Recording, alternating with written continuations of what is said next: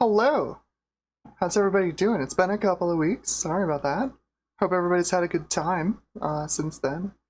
Did you keep yourselves occupied last weekend without me? I'm sure you did. Um, hopefully it's been good. Hopefully you've been having a good time. Hopefully life is treating you well. Life's been a roller coaster for me lately. Um, but today we have a viewer request. I believe last stream, I don't remember, I'm sorry, I don't remember your name. Someone asked, hey, could you take a look at Windows 95? And, you know, I actually started my PC journey in Windows 95. For a long time, my household was an Apple household. So I've used like Apple IIe's, Apple IIGS's, early Macs. Like my dad would bring home a Mac SE from the office a couple of times a week, and I just play silly games on it. And then, of course, like we had the Centrus 610 as the family computer for a long time. But around 1995, a little bit before, my uncle gifted me a 486 SX33. Just a big beige box. It was a generic 486. It literally had like one of the heaviest steel cases I've ever used, just big desktop machine. But it was just a generic 486 inside. You could pop the processor out, you could change the RAM, you could put in new cards, and it was the start of my PC computing journey. And you better believe I put Windows 95 on that thing as soon as Windows 95 launched.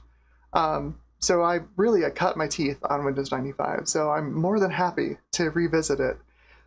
Today, Windows 95 is kind of a pain to run on modern hardware. Or I guess in the modern day. I mean, we're still using period hardware. But, for example, as I was setting up stream yesterday and today, I went through two different motherboards because I wanted to get like a socket 5, socket 7 system because it'd be mostly, you know, period correct to run Win 95 on. And boy, oh boy, in the one case, I have an AT socket 7 board. It's actually that one right there behind me. It's a great board, it's in really good shape, but of course it's plain old AT, so it's got a big old AT keyboard connector on it, and then nothing else. You've got headers on the motherboard for like COM ports and PS2 mouse port, and of course it's a 430VX, so there is like early USB on it, but again it's a header. And it's its PS2 mouse port doesn't make sense if I tone out the connections. The ground is on the center pins. So PS2 mouse needs 4 wires to work. You've got ground, clock, data, and plus 5 volts. And that motherboard has 6 pins for PS2 mouse port, and the center 2 pins appear to be ground. So I have no idea where the other pins are. And also I don't have like a scalpel so I can repin my... I have a PS2 mouse header adapter for it, but I don't have anything that I can like pull the pins out with and then repin it. So, why is it difficult to use these things in the modern day? Well, I decided, you know, what the heck, I'll just put in my COM port header and I'll use a serial mouse. That's what I did back in the day. It worked great. I forgot that if you're using an AT motherboard with a modern ATX power supply through like a passive power adapter from AT to ATX, you don't have -5 volts. And -5 volts is very specifically needed to use a serial mouse on the serial ports. The serial ports love to have -5 volts, especially for starting a mouse in mouse mode. So that motherboard, right there, that one right there, great motherboard, love it, runs great, works fantastically, except no mouse. So Windows 95 would be pretty annoying with it. And then my other motherboard option that I actually tried yesterday was the socket 5 board that viewer Pickle very kindly replaced the Dallas on it, and it is a Dallas real-time clock, and Pickle was able to replace it because he's got a hot air station that I don't have. So he was able to pop the Dallas off and put on one of the it's not a Necroware replacement, but it's similar. You know, it's got the discrete chips on it. It's got a coin cell. That works great. However, the floppy controller on that motherboard appears to have died, and I don't have a standalone floppy controller to hand. I've got like a combo card in that motherboard up there, right there. But it's a combo card. It's got like IDE, floppy, COM port, parallel port, everything on it. It's like a super I/O card. So you plug it into a motherboard like the Socket 5 board that's got all this stuff integrated because it's got IDE, it's got floppy, it's got COM ports, it's got all this stuff integrated. You're going to just basically have a bunch of resource conflicts. So that board didn't work. Despite having, it has 2 PS2 ports on it, so, you know, mouse and keyboard were great. It just would never boot because it couldn't get past the, you know, one of the issues with running Windows 95 is you got to use a boot disk, because most Windows 95 CDs aren't bootable. Most. There are ways around that nowadays, but if you're using like a stock Windows 95 CD or ISO, they're not bootable. You got to boot off a boot disk. And with no good floppy controller on that board, you can't boot off a boot disk. So, it's been a time. It has been a time. You probably noticed the corner of this hard drive here. That's what I was using to boot the Socket 7 board, because I had a heck of a time getting these little SD cards to actually work on either of those boards. Although I tried it on this board, it also didn't work on this board, which is weird because this board is currently booted off of an 32 gigabyte SD card. So I don't know what's going on there. I'm losing my touch is what's happening. I was going to show y'all how to make like a bootable SD card for an SD to IDE so you can get a DOS Windows 95 machine up and running, and none of my techniques are working for me. I don't know why. Anyway, we are looking at Windows 95 today, and because all of my plans have fallen apart right before stream, we are going to be installing Windows 95 today. Let me flip back so my A camera actually works. 1 second here. This is why I go to this screen, by the way, when I move scenes, because for whatever reason my A cam likes to just drop out when I switch from scene to scene. So we're going to install Windows 95 today. That's right. You're going to get the full Windows 95 experience. We are using the permanent DOS gaming PC, which is currently running technically too fast of a processor for Win95. It's got a Pentium 2 450. It's a day shoots. That is the die shrink, so it runs a little bit cooler. Yeah, it feels alright. Runs a little bit cooler. I can run this fan on it at a slower speed, so it's not nearly as loud as it usually is.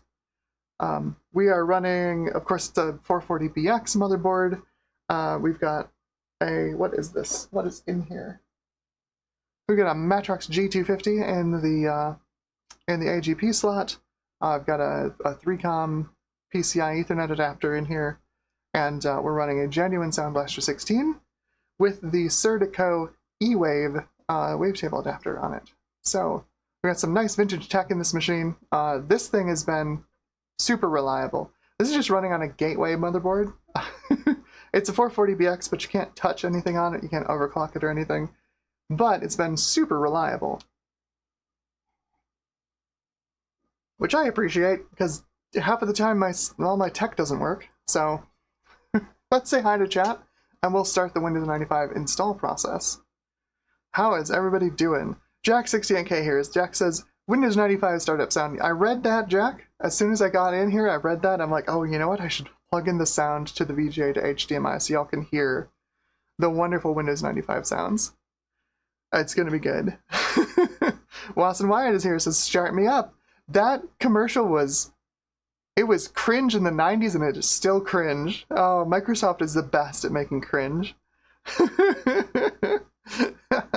Charlotte is here. Charlotte says, ooh, I arrived just in time. Better unpack my briefcase to access those files. That's right. Watson Wyatt says, where do you want to go tonight? Oh, hopefully we go to a functional Windows 95 install. So far, I'm 0 for 3. We'll see if this one works. Starbuck Tech says, what is this Apple you speak of? That's what we're looking at next weekend. I've already got that stream all queued up and ready to go. We're going to look at my Quadro 700. We're going to upgrade it to the hilt, except for a processor upgrade because I can't afford the PowerPC upgrade for that thing. It's just unobtainium money. Starbuck Tech says, I'm clicking continue. Nothing is happening. Johnny Chang asks, does Win95 have native USB support from a fresh install? No, it does not. This was another thing that I ran into, because I do have a USB header for this, and it does work with this 430VX port behind me. You can get USB support on it. However, you have to first install Windows 95, and we're using OSR2 here, so we're using Win95B. You have to use B or C in order to have USB at all. The original version of Win95, the original release, doesn't support it. But the problem is, once you have that you have the USB support in Win95, you're subjected to Windows 95's driver model, right? So you have to have a driver for everything you plug into the USB port. And I don't mean like, oh, you just use the human interface device driver, right? It's fine. No, you need, if you plug a Logitech USB mouse into that, you need a driver for a Logitech USB mouse. It's the worst thing. They fixed it, thankfully, in Windows 98. And I think you can backport the HID drivers to Win95 OSR2, but I'm not totally sure. And I didn't have enough time to find out. We've got a super chat from Gutbomb. Gutbomb says, upgrade to Windows 11? I'm already on Windows 95, right? Exactly, 95 is greater than 11? Not upgrading to Windows 11. Why would I go backwards in time?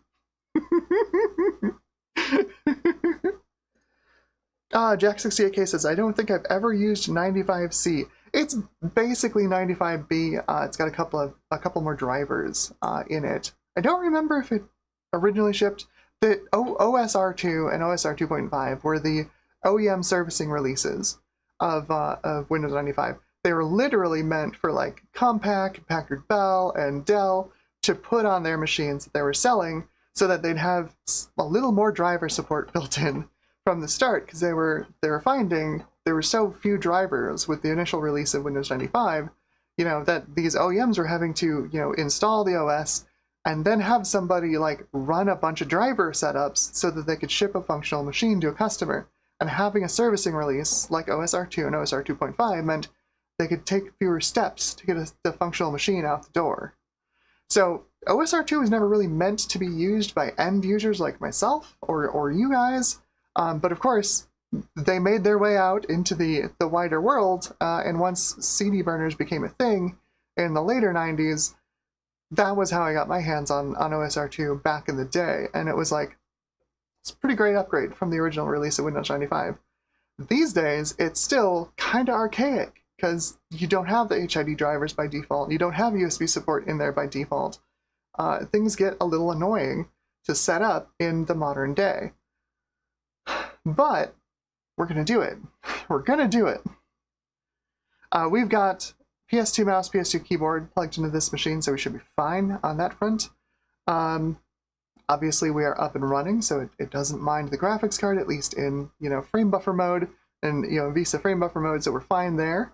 Sound Blaster 16, we'll be fine with the sound. The one thing I'm not sure about is the network card. I've tried 3 network cards this morning, and they've all not worked with the Windows 95 install. They're all period correct. I tried a 3Com card. Well, the Realtek card wasn't technically period correct, but there are Realtek drivers out there for Win95. It still wouldn't work. And then I've got another PCI 3Com card in here now. We should, I think OSR2 has drivers for it. We'll find out in a minute. We'll find out in a minute. Also, I had to raid my supply of floppy disks, and most of them are bad, it turns out, in order to get data, to and from this machine, because for a while, I was running this on a hard drive, and it's just a pain in the butt to like get out my big hard drive connection, my IDE hard drive connection kit, and get the hard drive plugged into my modern machine to put files on it for like drivers and stuff. So I was moving files across with floppy disks, and I think I've got 2 good 1.4 meg floppy disks nowadays. It's not good. I need to order more disks.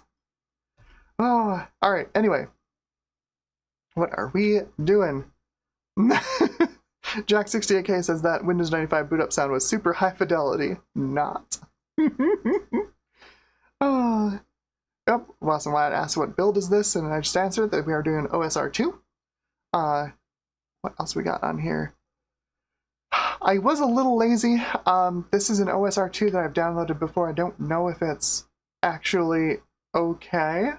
There's an OSR2 ISO that's on WinWorld that is, I think it's just a straight normal OSR2 image, like you would have gotten from your friend working at Dell, or at Best Buy.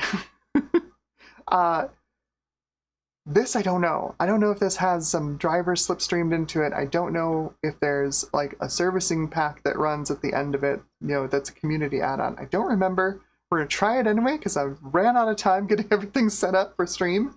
We're gonna see what happens. But it should just be OSR2. It is marked as Windows 95B and not Windows 95C. So, fingers crossed. What else we have in chat here? Yeah, Wasson says, I usually stick with B. That lets me add IE3. Mm-hmm. Exactly. Mark Knapik is here. It says, my favorite game in childhood was installing Windows 95 from 30 diskettes on a 486. That was a bad time. Oh.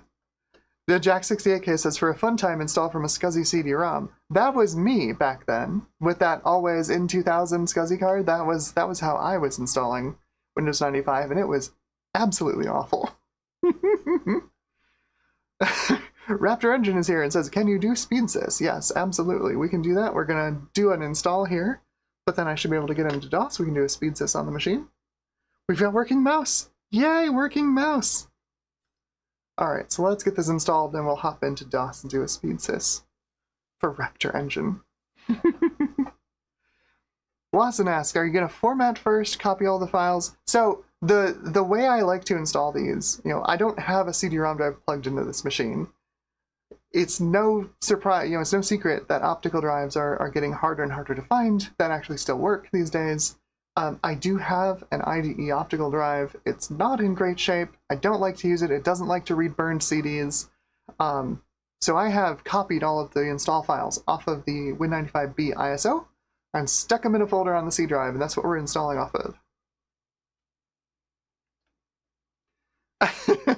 Yinzi is here. It says, a Win blows 95 installation sensation. Nice. You better believe it. You better believe it. I need to go grab my extremely legitimate Windows 95B license key. 1 second here.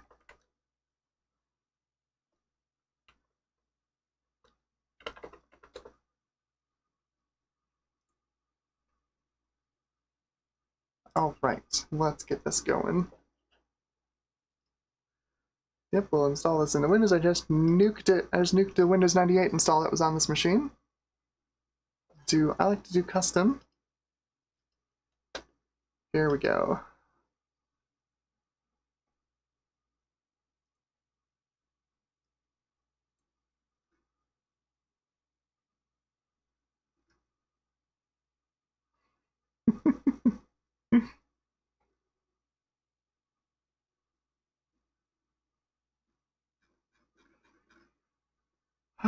Where was that? If you know the typical Microsoft OEM serial number, like it's a bunch of ones, I don't remember exactly. It does work. There we go. There's my product key. But yeah, the classic Microsoft OEM serial number does work on this. I don't remember what it is though. It's like a couple of ones and then a 2, I think, something like that. 003, 962. Extremely legit.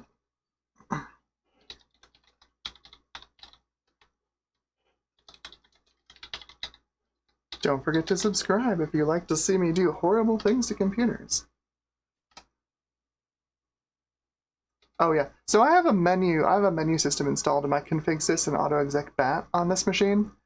So Windows setup always thinks that I'm running EMM386. even though I'm not, because it scans the config sys to see if it's there. But I didn't boot it with that actually selected this time, so it doesn't actually look, which is weird, because you run the mem command in DOS and it tells you if you have expanded memory, like if EMM386 is running. But apparently they just did the cheap thing and just scanned the config sys to see if it's there. Alright, we have got a network adapter, we have no CD-ROM drive. It did not ask if we have a sound card installed, which is worrying. I guess we'll see.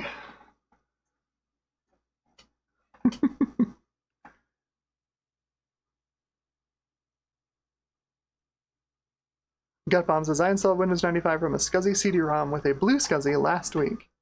I'm actually planning on doing that for, like I said, I'm not totally sure about that multi-IO card that I have in that 486 SLC. I think I'm going to use a SCSI card in it.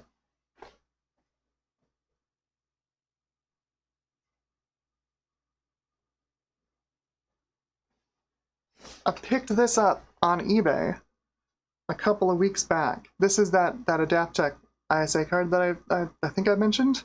But this thing, look at this thing, just crammed with logic. And then it's got this giant Centronics connector on the end. I love it. I love it.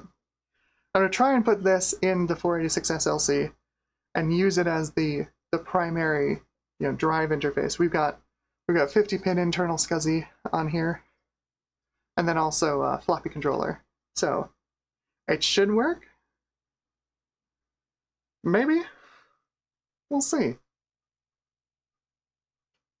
I've had very little luck getting older machines like the 486s and 386s to boot my my SD to IDE adapters that I love. It's been very annoying. Alright, so let's reorient some cables.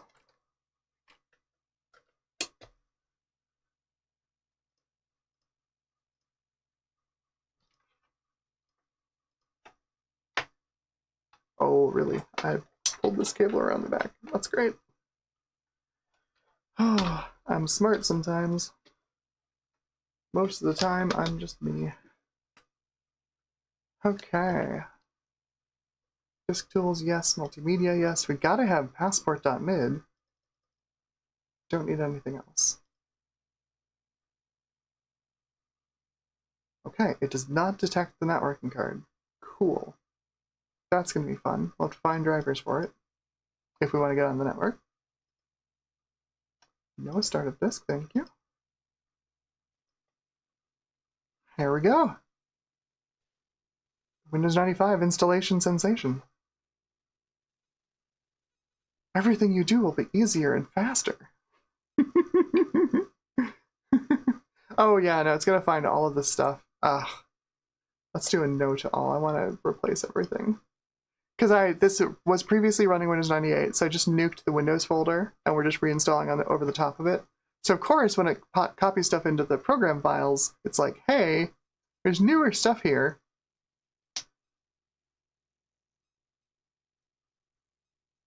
Raptor Engine asks, is that a slot CPU? It is. This is a slot 1 Pentium 2. It is a Day-Shoots Pentium 2 450. Clarjon One Plus is here. Hello, welcome to the stream.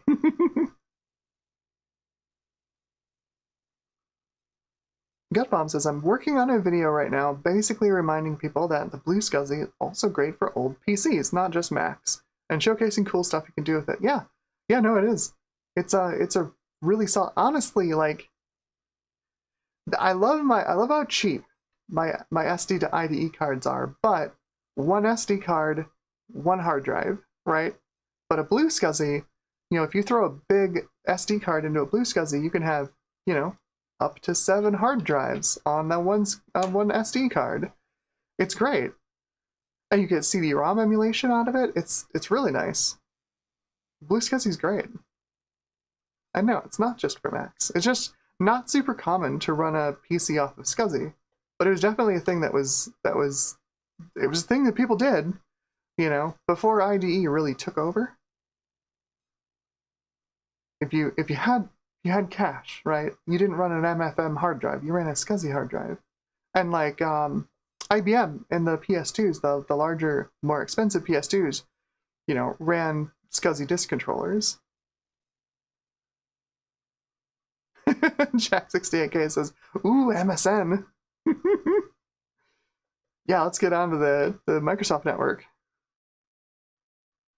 Raptor Engine asks, not a Celeron 300A. No. Just Pentium 2. I do have a 300A, it's over in the corner. It's a little bit slower. I think the fan on it's actually louder than this one. There we go. So let's go into, oh, you know what? It's not going to go into DOS because it's currently set to boot GUI 1. So we'll go into Windows. We'll let it finish its thing. We're starting Win 95 for the first time here, folks. The first time Windows 95 has ever been run.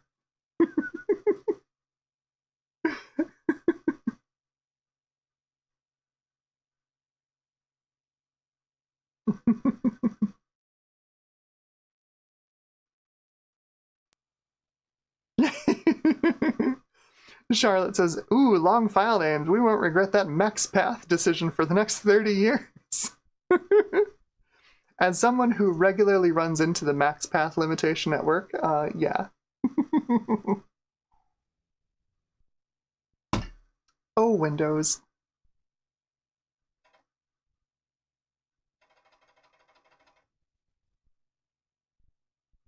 Alright, we are in Mountain Time.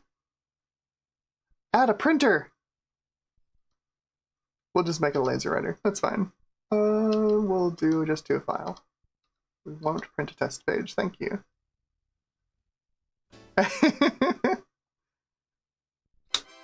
Charlotte says the cowbox boot screen is always so cute. I like it. I like it.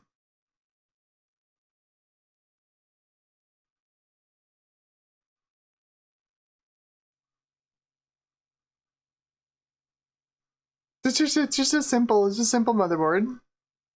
A little, lightly customized BIOS. It's fine.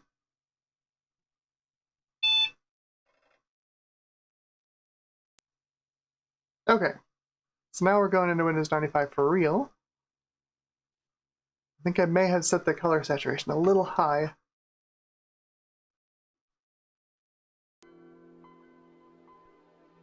Oh, there we go. I don't know if did we get sound? I saw levels. I saw levels on the capture. Let's do some dings. Do we get dings? We do! Yay! Wow, why is that only coming out of one channel? Sound Blaster, are you okay?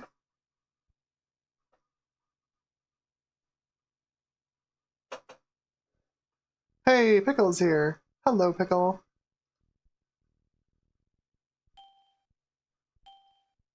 There we go. Oh, yes, Pickle, as predicted, the broken floppy controller on that Socket 5 board that you fixed for me did indeed bite me in the butt as I was trying to install Win95 on it. Unfortunate. To figure out what I can do with that. See if I can find just a floppy controller board for it. I may as well get a floppy controller IDE combo card for it, because the IDE controller on it's also really, really finicky about what it'll boot from. It wouldn't even use my Bigfoot. Like, come on! Everything uses a quantum Bigfoot. Everything loves a good quantum Bigfoot. Okay, so we've got Win95 installed. We have no drivers right now. We're running in probably 16 color mode, I'm gonna guess. Yep, we sure are. We can be in black and white or 16 colors.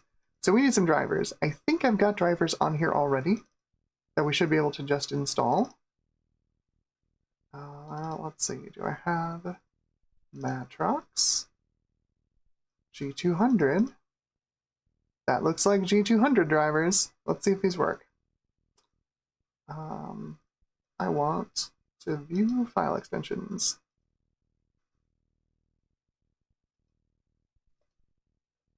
Cool. Let's see if we can get this thing to go. Bum, bum, bum. Good old device manager.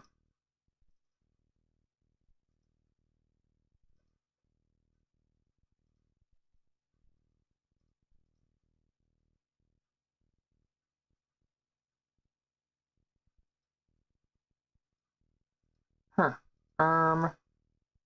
They changed this. Yeah, so we'll do search for the driver. That's right, then we get the other locations. They changed this driver workflow in Windows 98. They streamlined it a little bit. It's still not great, but it is definitely more streamlined than clicking through all these little things in 95. It's been a long time. It's been a long, long time. Matrox. G200. Hey, it found it. Yes, it's in the place I just browsed to. They never fixed this either. This wasn't fixed until Windows 2000. I think. Maybe they fixed it in Millennium. I don't know, I've never used Millennium. Believe it or not.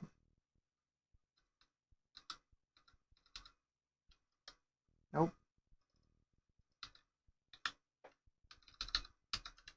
Drivers. Matrox. Oh god, which one is it?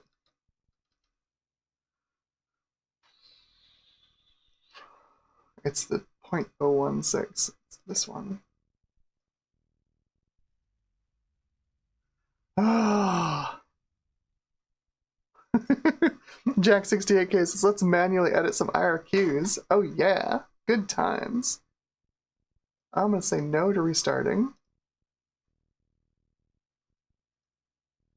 Nope, we got our sound card. Let's see. Ethernet controller. Do I have the 3COM drivers on here? I don't remember. Probably not.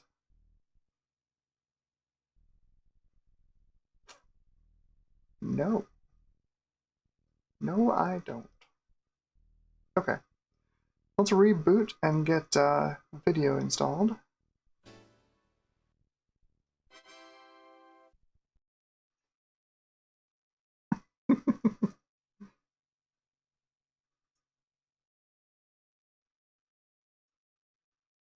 Oh, that makes sense. Yeah. Yeah, that makes sense. Pickles says I was using my XT IDE on it when I was testing it. Yeah, that's honestly, that's what it needs. Maybe I'll just get one and that's what I'll do with it. Because it's really, really, really temperamental about what it'll use for a hard drive. The XT IDE, if you guys don't know, is basically it's a community-made BIOS that you can stick into pretty much any card that you plug into a PC, and it'll extend the built-in BIOS's ability to use hard drives. There are cards that are, I think there's PCBs you can order from PCBWay that will give you, an IDE controller and an interface. Like if you want to literally put it in an IBM XT, then you can run just a normal IDE hard drive in those. But also you can just burn the BIOS to an EEPROM and like stick it in an old network card. You've seen old network cards. Let me see if I can grab one somewhere here. I know I've got one I was just using. Crud. Really? Oh, hang on. It's in the other room.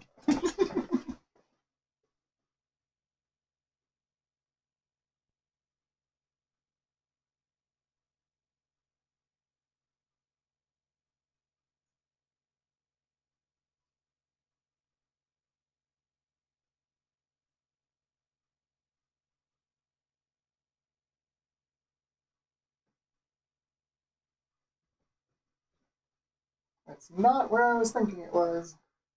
Here it is. Okay.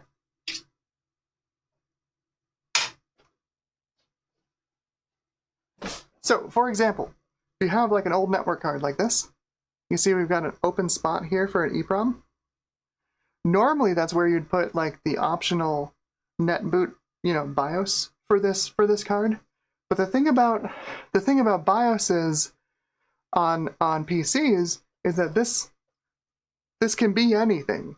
Yeah, this can load itself into any part of memory. And if you burn XT to a chip, stick it in this card, now you suddenly have enhanced IDE support on your computer, as well as a normal network card. It's a pretty popular option.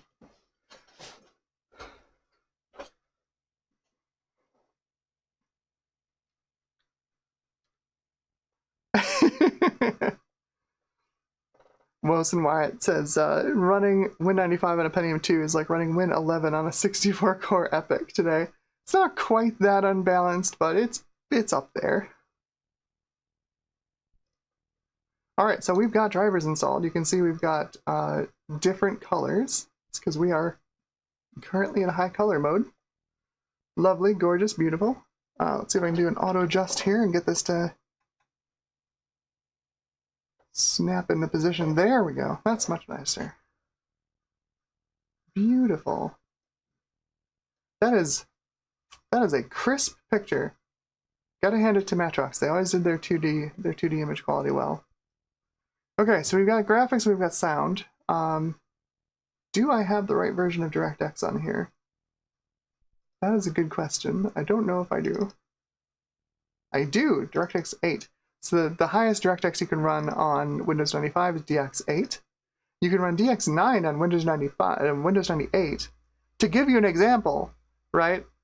Like CS2 just came out earlier this year, right? And that finally replaced CSGO, which is a DirectX 9 game with a DirectX 11 engine.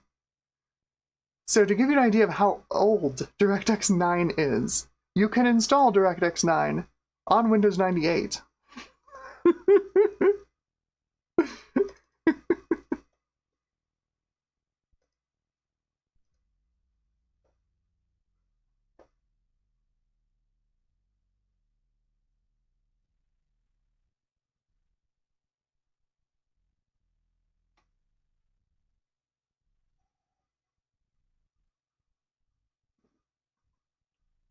That's a good option. Pickles has another idea for the Socket 5 board.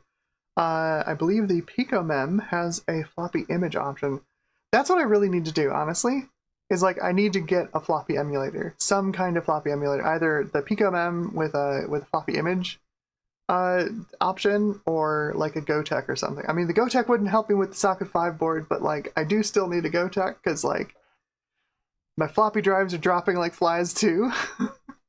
I have 2 floppy drives here. I have a TIAC and a Mitsumi, and only my Mitsumi works nowadays, which is really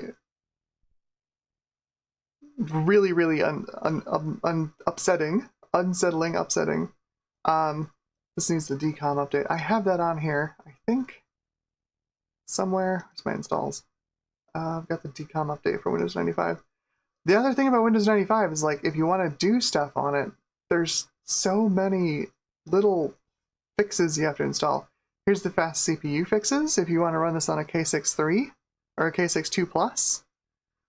We should be okay on the Pentium 2. I don't know why it runs okay on the fast Pentium 2s, but like if you want to run it on a Pentium 3 or a Pentium 4 or, you know, K6-2 or an Athlon, you got to install these fast CPU fixes. There's the decom update. Let's do the decom update here.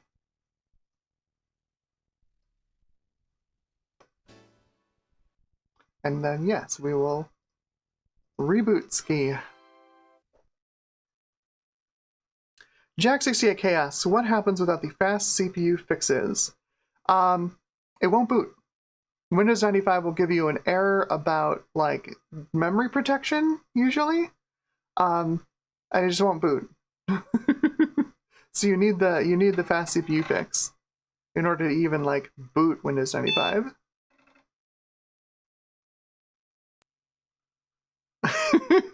Yinzi says, I love the Druago 1 quote.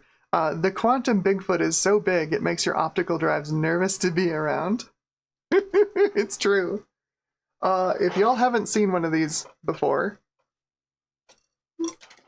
This is a quantum Bigfoot. This is a late generation. This is I think a 4th generation Bigfoot. You might be like, wait, how big is that exactly? Let's grab, here's a floppy disk, America Online.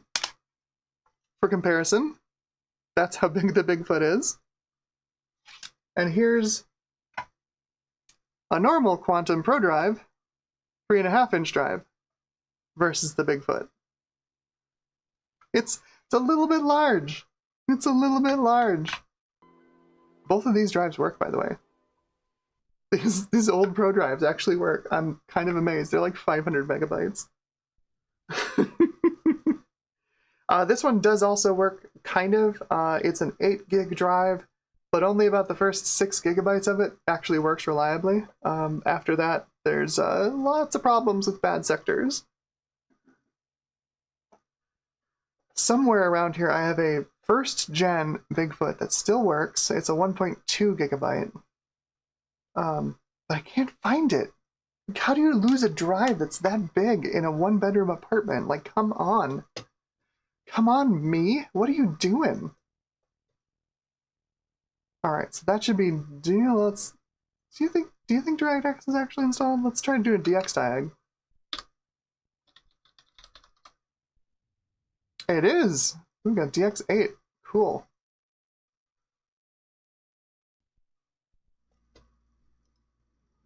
There's our G250.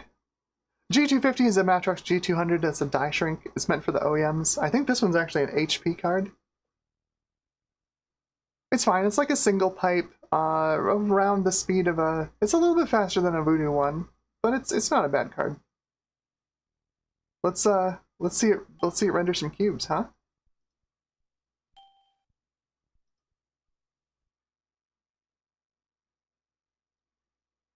So there's Direct 3D and software. Turn on that hardware acceleration, baby! Ooh! And that's it. If you've used like the DX9 DirectX test, you're like, wait, doesn't it like render a cube that's got the DirectX logo on it? No, not the early versions. The early versions of DXDiag do not do that.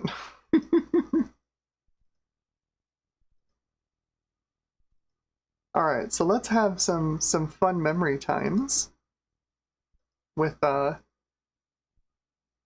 Windows 95.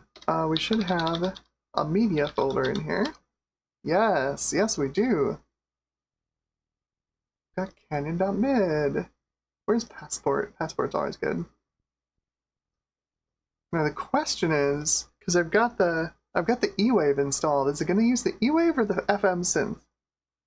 That's I wonder.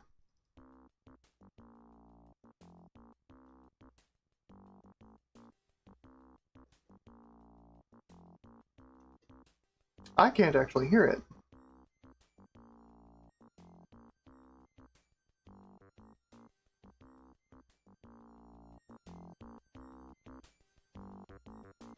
It sure looks like it's just coming out of one channel.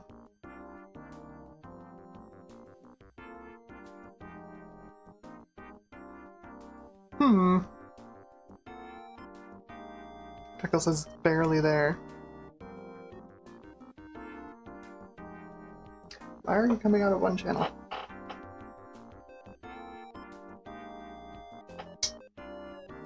Oh.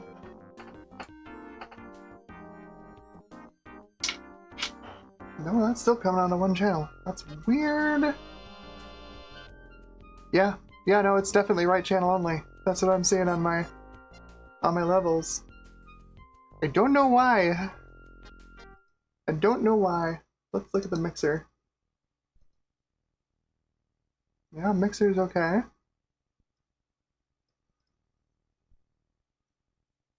Oh my gosh. Hard and Held is listening to a live stream on headphones.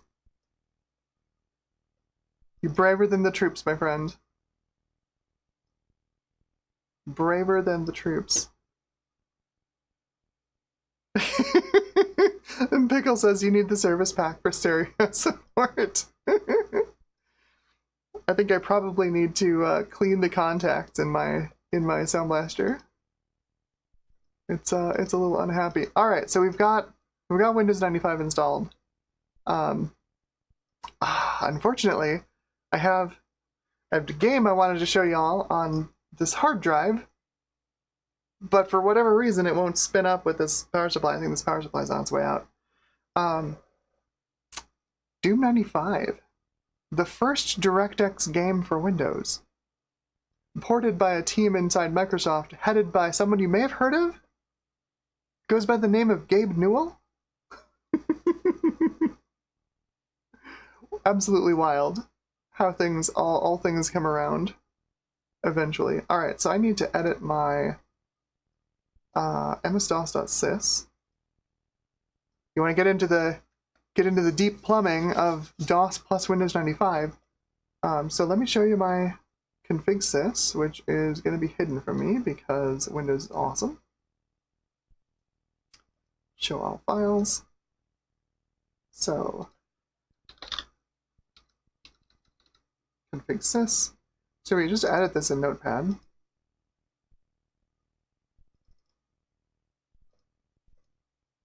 There's the config sys. This is very familiar to you if you've been a DOS head for any amount of time. But this is how you do a menu. If you ever want to like have a nice little boot up menu in a DOS machine, you just have to put in these menu directives with square brackets. You can have as many menu items as you want. You can have menus that go to other menu items. So you can have, so what happens, right? So this displays 4 things in its list, and you pick one of them, and what it does is it's going to go down to whichever one you picked, right? So if you pick DOS full, it goes down to the DOS full area of config sys and loads everything there.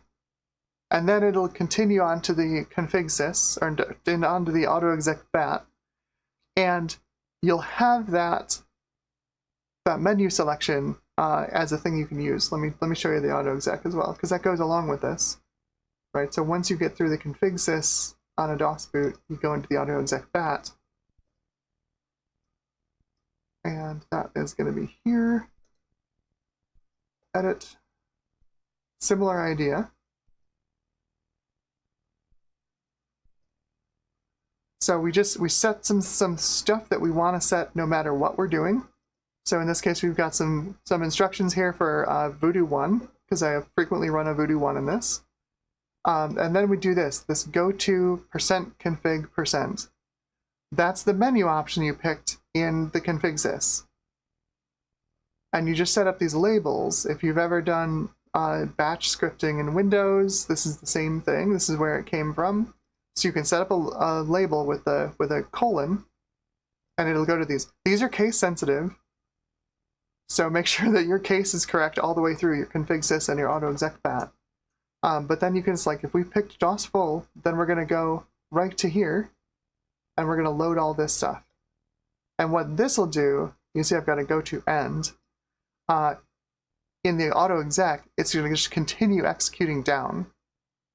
So you got to be careful about that. That's why I've got to go to end. Because if you don't want to go into Windows, then you have to remove this line here. So this Windows setup, remove this on me.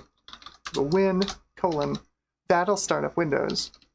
So if I pick the Windows 95 option from config sys, you can see in config sys, it skips basically everything. It just runs himem, and then it sets my paths and stuff, and then it goes straight to Windows 95. It does not pass go, does not collect $200, it does not load all of my like DOS sound drivers and stuff. It just goes straight into Windows. To make this work, however, you need to set another thing. We're going to open a third config file. This operating system is easy to use. It's the msdos.sys. msdos.sys for a long time was a big, giant binary file that actually contained DOS. Like way back in the bad old days. Like the PC 5150 days. Nowadays, it's just a config file. And what you want to do is you go into this config file, you can see we've got this this thing here, the following lines are needed for compatibility because ms-dos.sys used to be bigger than it is now. But we're going to go here and go to boot GUI and set that to a 0. Now, Windows 95 won't automatically boot. You have to tell it to by typing in win, hitting enter. And that's what we do in our autoexec bat, right? We type in win with no arguments, and it just goes. So I'm going to save this. Alt+X, enter. We didn't make any changes in config.sys, so I'll just close this. And we're going to save our ms-dos.sys. We'll save it. Right. It's write protected. So, one sec. I'm going to do a trick. Let's throw it on my desktop.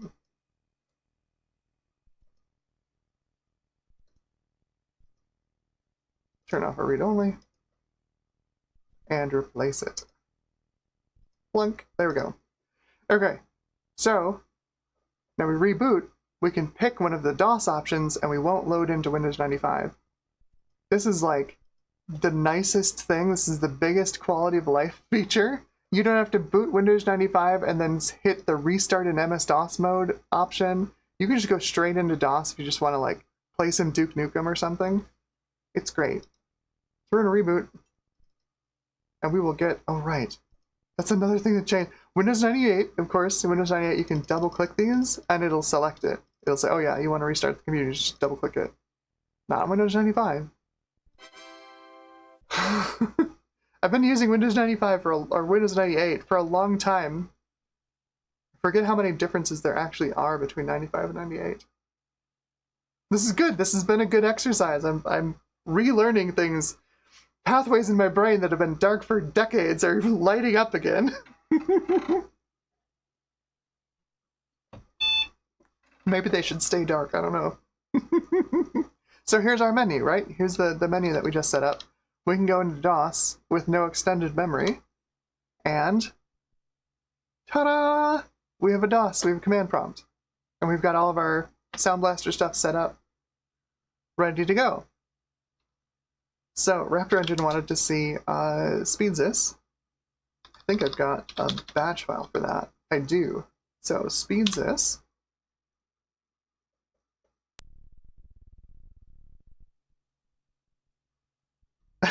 Yinzi says, OSR2, only sound right, too.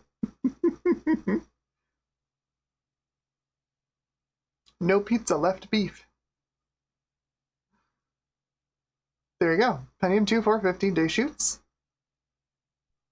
Got a half a mega level 2 cache, because this is the off die cache, right? This is the cache on the card.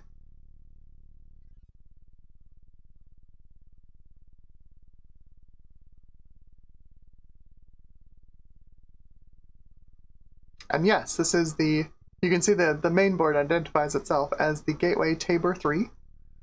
This is also, it's based on the Intel Warm Springs reference design.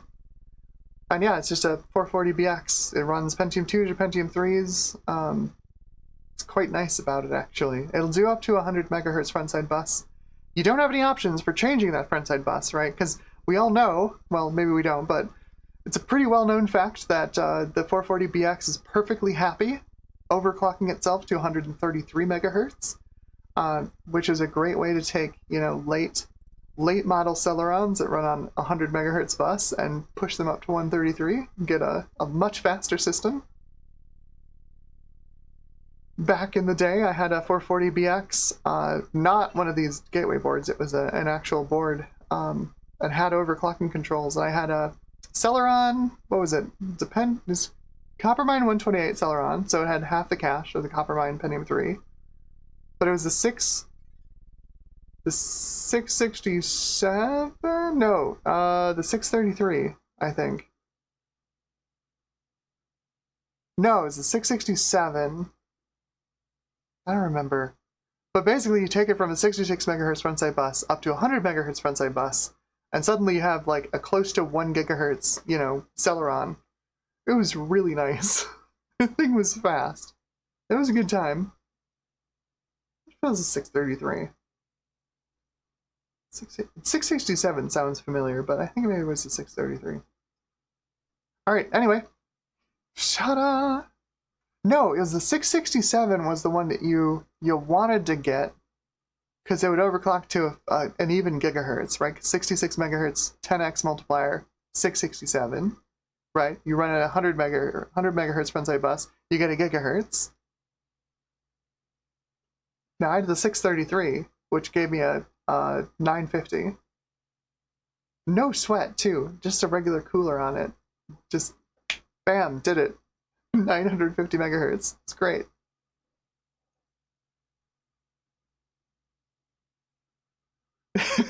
Starbuck Tech asks, can it run Crisis? No, it can't.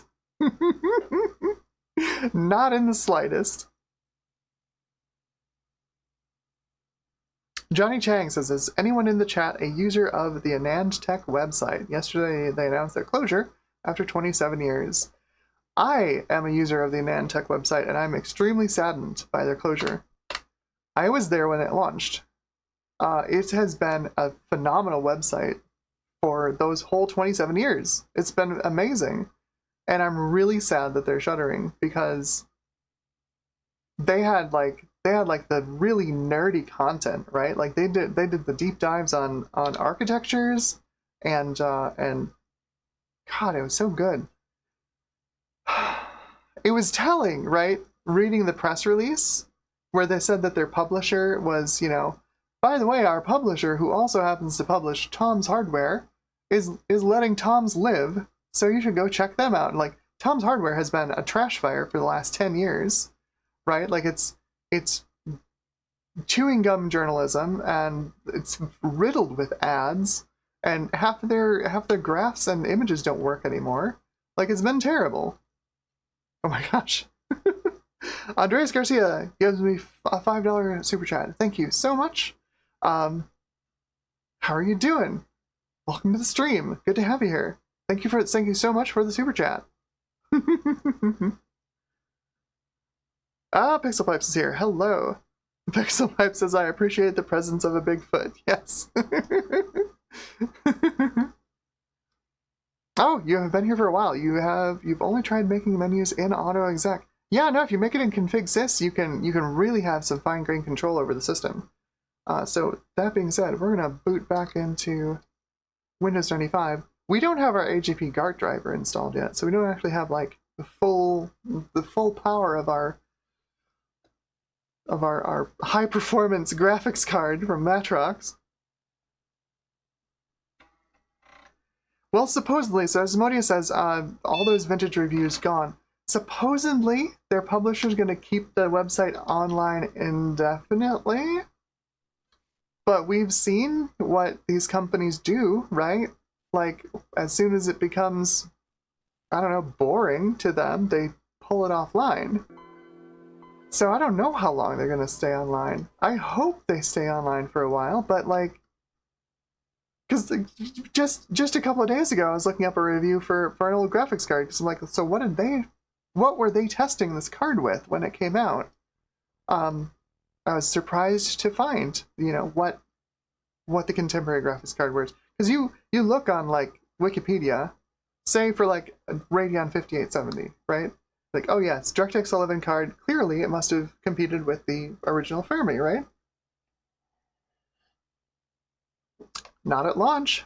At launch, it was competing with Tesla, the last generation of Tesla. So it was a DirectX 11 GPU competing with a DirectX 10 GPU. It was a complete, totally one-sided. The last Terascale GPUs just walked all over the Tesla architecture. As expected, it was a much worse architecture. But I didn't realize that, and like looking at release dates and chipset capabilities on like Wikipedia, you wouldn't get that impression. It's weird. It was weird. All right, so let's see, what else should we do? We are 1 hour into the stream. We have a functional Windows 95 system. I don't know if I have the AGP Guard driver on this drive. Let's see if I do. It's going to be the Intel Inf driver. If you've ever installed that before. It's about 1,000 versions of them. Of course, that's another one, right? Like, Intel pulled all their retro drivers off of their website, a couple of years ago now, which left a lot of the retro community scrambling for older drivers because there's no real indication they were going to do it. And then just suddenly, like, sorry, 404, you can't get those drivers anymore. Oh, there's just a couple of times in my life where I'm really thankful for communities like Vogons, where people are just, compulsive pack rats, and they've just saved all these silly downloads for years and years because, a giant corporation takes all their stuff offline, and suddenly that's the only archive of that stuff we have. Oh, really frustrating. Do I have these drivers on here? I don't think I do. Alright, well, we'll run some stuff without the AGP Gart driver. It's not going to run great, but it'll be fine. It'll be fine. We've got way too much CPU horsepower anyway. Not a big deal.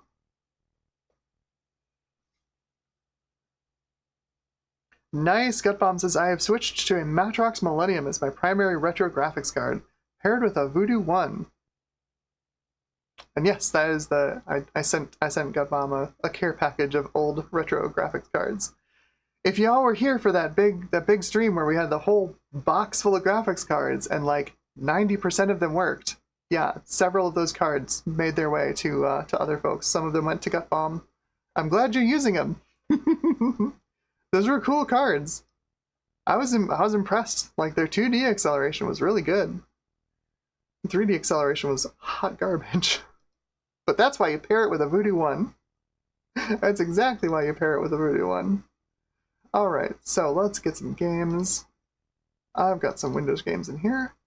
Are any of these going to work? Are any of these going to work for me? Forsaken usually works. Let's see if we can make this do something. Let's do generic. Yeah. Will you work? And will it be super, super loud?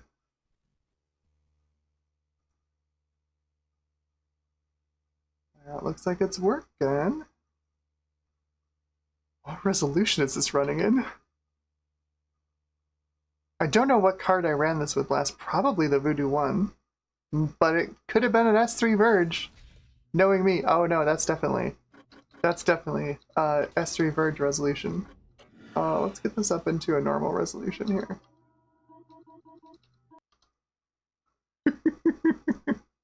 Yikes. There we go, that's better. That's better. Oh yeah, look at that. That's super smooth. Super smooth on a Pentium 2 and a G200. This is plenty of graphics card for this game. I usually run the demo on this, but like, let's actually play the game this time.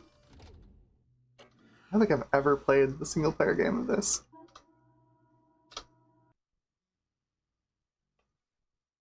I don't even know if I have the controls set up. Probably not. I've got mouse. Oh lord, what is... S is forwards, A is also forwards, Z is backwards. Okay. Where's my strafe left and strafe right?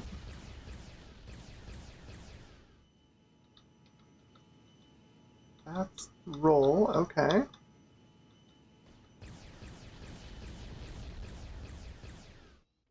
Oh boy, where is my strafe left and strafe right?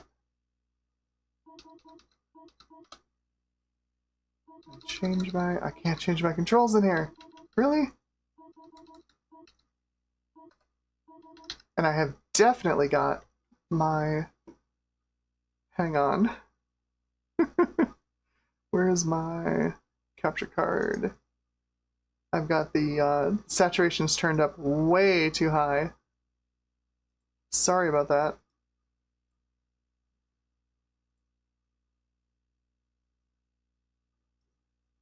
Really? It's just a crop and pet. Oh, you know what I bet? That is running.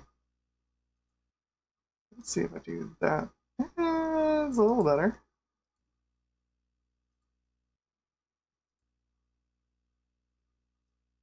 Gosh, it's so dark.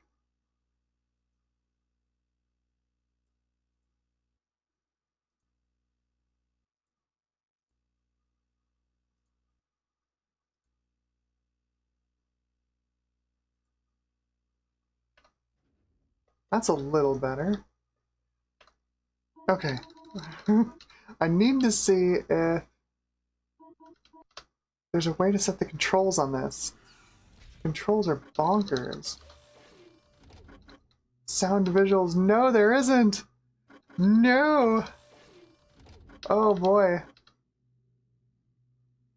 Alright, I guess we'll just play this. Without strafe left and strafe right? Why would you not be able to bind those controls? I don't think they're even here. You've got roll, 2 buttons that go forwards, 1 that goes backwards. That's fire, that's missile, okay. Yeah, no, alright, we've just got forwards and backwards apparently.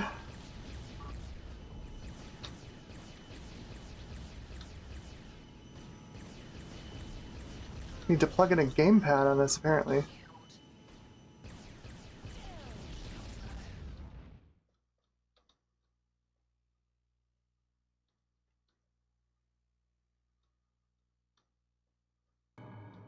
Money.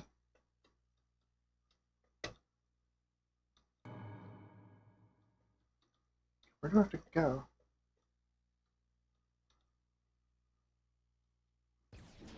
Aha, that's a door. No. I can't strafe to avoid those.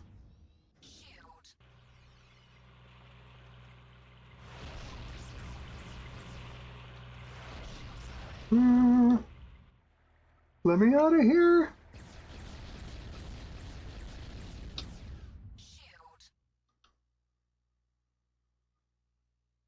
Oh boy. Ceiling turrets. Bye. Oh. Well, that sucks. That is why I just run the demo. Oh, I am awful at that game.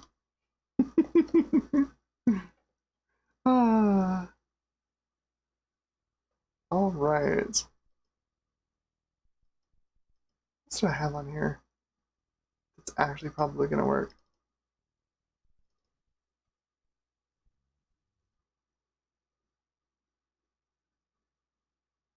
Yeah, Monster Truck Madness.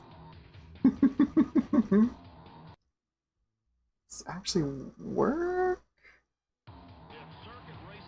Ooh, it's even hardware accelerated. Heck yeah.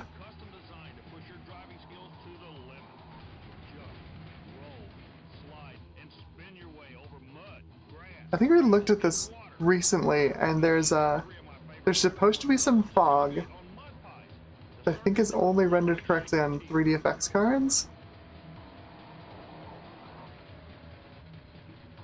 It certainly seems like there should be some distance fog. Let's see if I can do anything in this. Sure, we'll take that. Fitting Bigfoot for the quantum Bigfoot. Let's do a circuit race. Crazy 8, sure. 5 laps, let's go. Race. No idea what the controls are.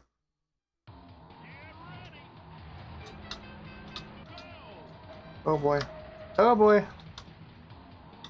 That's a camera. V for view, okay, gotcha. It's a lot of cameras. How do I go forwards? Ah, up arrow, of course. Silly me. Of course it's up arrow. Why would it be anything else?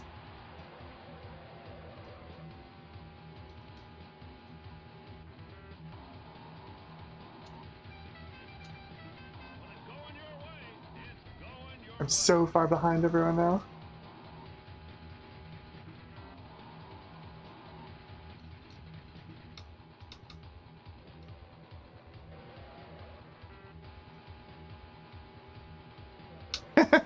Starbuck Texas. I think I like Descent better.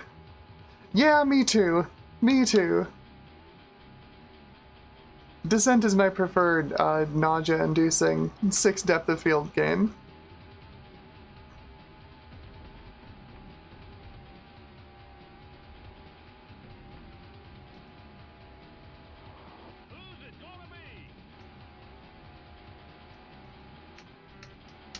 I'll muscle you out in the corner, that's right, I gotcha.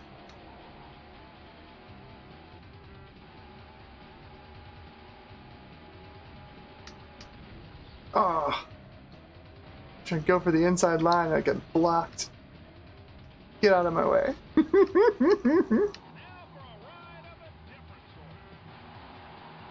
Position am I in? Oh, I'm in first place. How are they? What? I thought they were supposed to be. Oh no, it's 5 laps. Apparently, it's three competitors in 5 laps, not 5 competitors in 3 laps.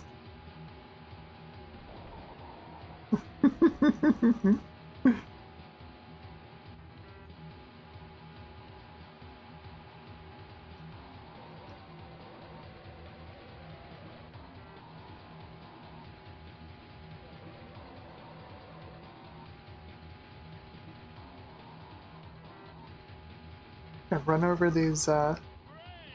Yes, I can. Haha. Nice. Run over the cones.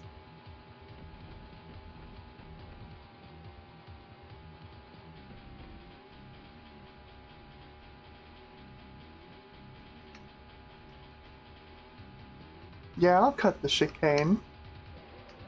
What are you gonna do about it?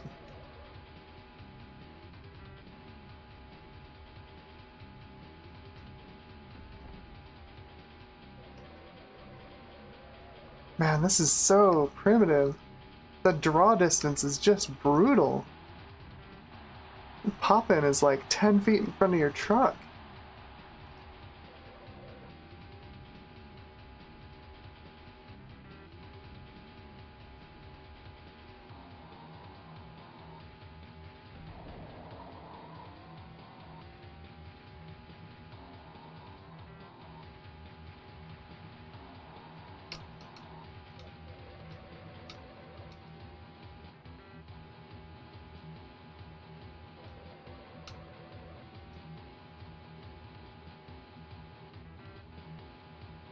Oh, there's still some cones left. I can get some more cones.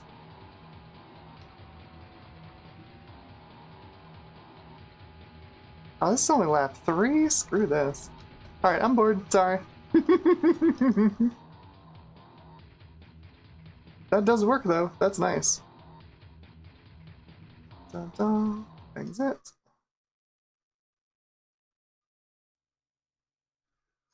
Yeah, I'm pretty sure.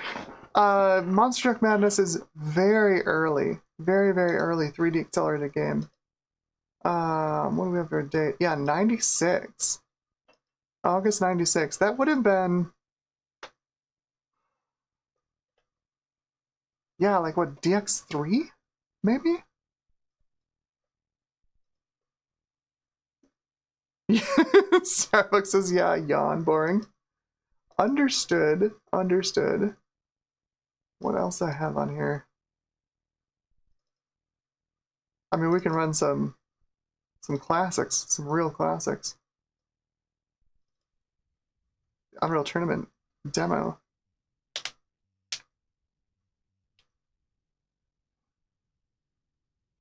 Gut Bomb says the Matrox works great in DOS, Windows, OpenStep, and OS2. The S3 Verge was much worse in terms of OS diversity. Yeah, the Verge is mostly a Wintel card, rather than like OpenStep or OS2. I am surprised the Millennium worked so well in OpenStep. That's nice. Let's do a practice session. We'll do... I've done Morpheus before, but let's do something else.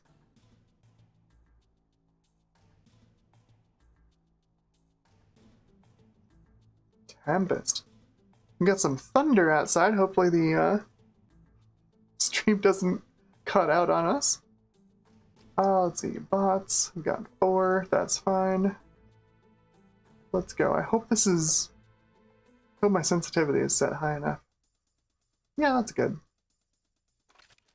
Let's get him!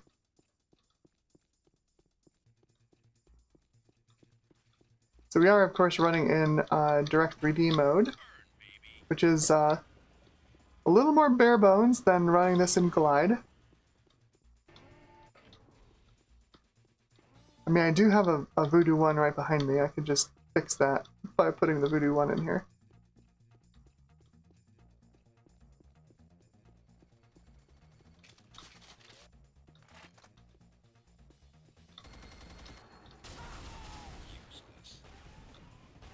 Boy, that frame rate's not great.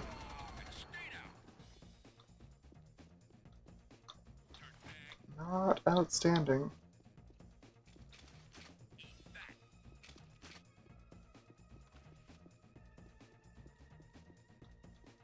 Does make me wonder what resolution this is running in. 640 by 40? Is it 800 by 600? And is it 32-bit color? Because, like, technically the G200 can do 32-bit color, but it does not like it. Oh god, so few frames. So few frames. Give me that. Come on, give me the rocket launcher. There we go. Oh, there.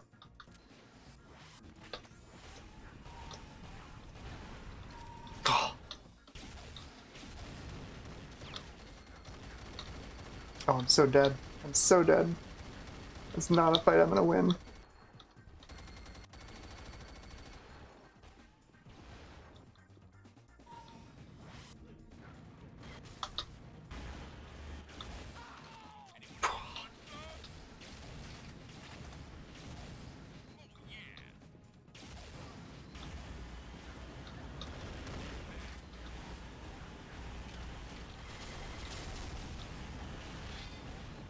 Jeez, that frame rate's bad.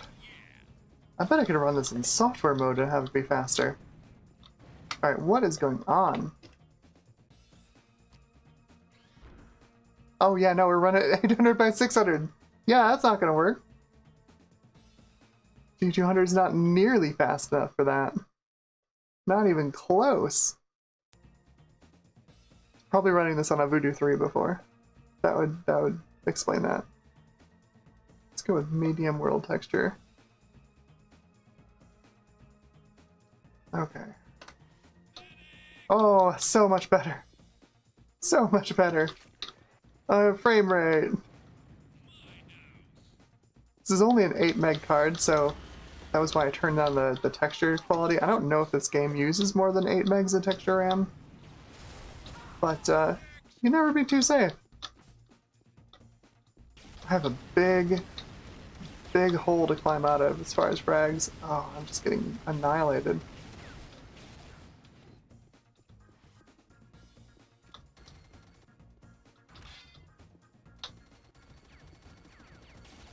I'll take your discarded shock rifle, thank you. Oh boy.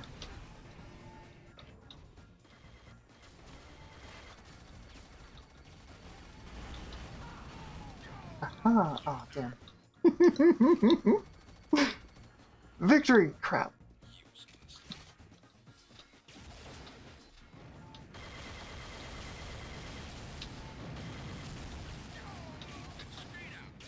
Out of rockets already.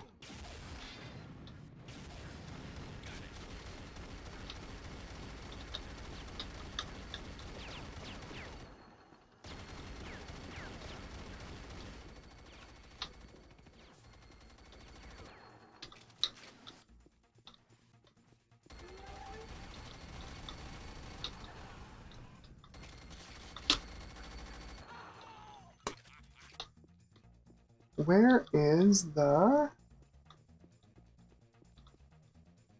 Where's the shrapnel gun? Is it in this level? Shrapnel gun, my beloved.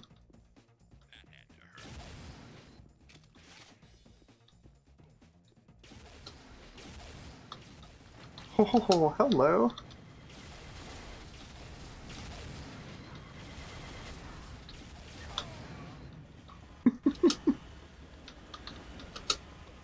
Ow, ow, ow, ow, ow, ow. Damn. Got greedy, wanted to get the second rocket launcher for some more ammo, and it cost me.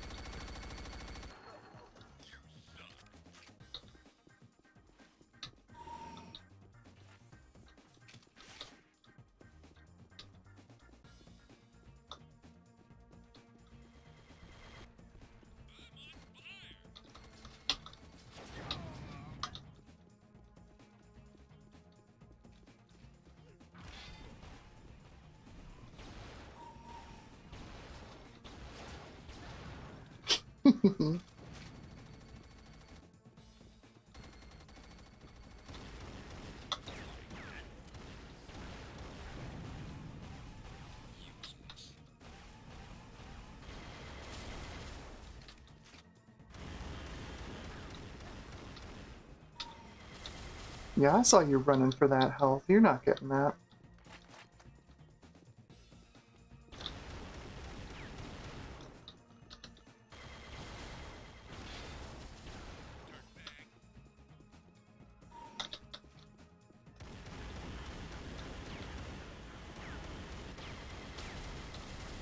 The bots have got pretty good map control.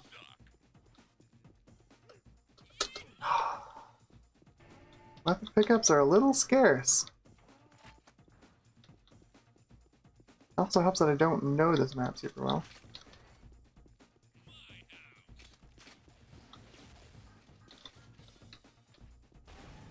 And also I can't hear anything, since I don't have audio from the game piped over my desktop.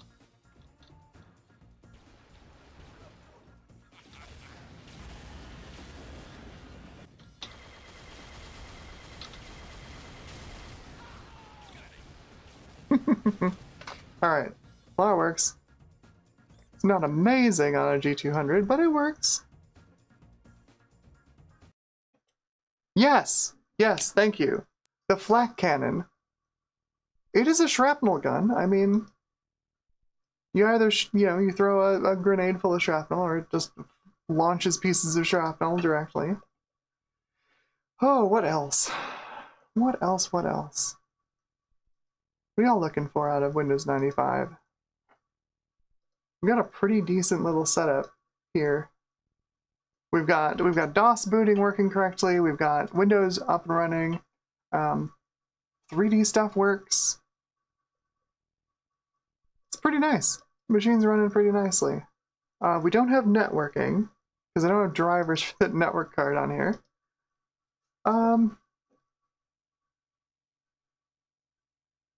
MS Paint. Raptor Engine says MS Paint. Oh, there it is. MS Paint.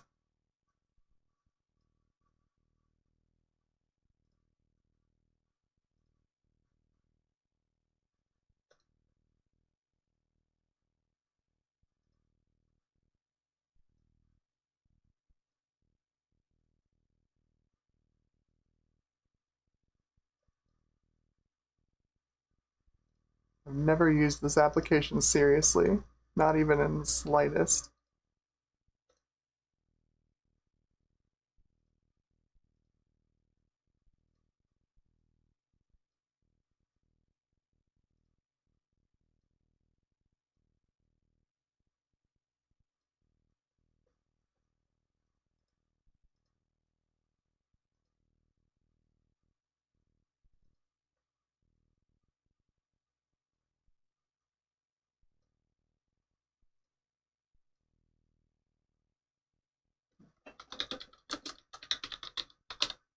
Isn't it beautiful?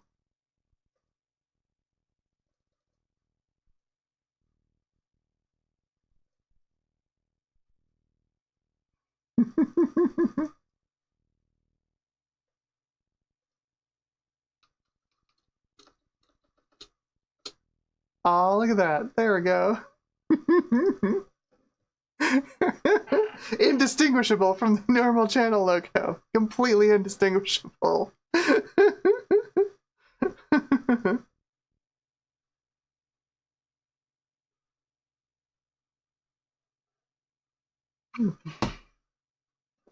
Raptor Engine asks, can MS Paint be used seriously? I've known some people who've done some really interesting stuff in MS Paint. Mostly, artists. Like if you have you have a graphics tablet, like you can actually like do some pretty decent pixel art in Paint.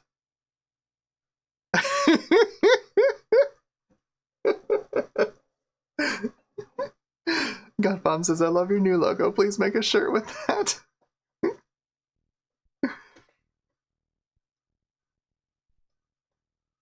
Here you go. We'll save this as logo. For gut bomb. Ta-da! Francois says, what? No Paint 3D? No, see, they realized Paint 3D was useless, so they took it out in this version. Windows 95 is clearly better than Windows 11, because 95 is greater than 11, right? 95 greater than 11.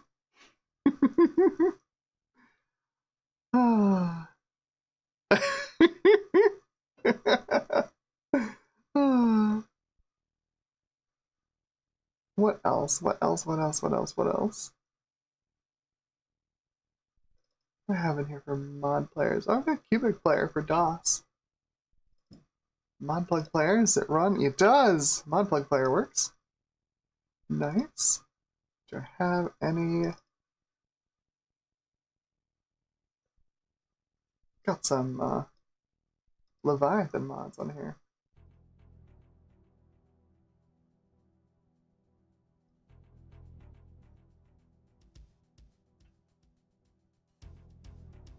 Why is it only coming out of the right speaker? That's so weird.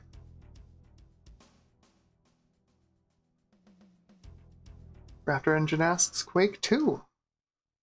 Sure, we got Quake 2 on here. Quake 3 I think is going to be kind of a disappointment on the G200, but we can try it. Quake 2 should run pretty well, though. Let's go to Games, the folder, Windows, Quake 2.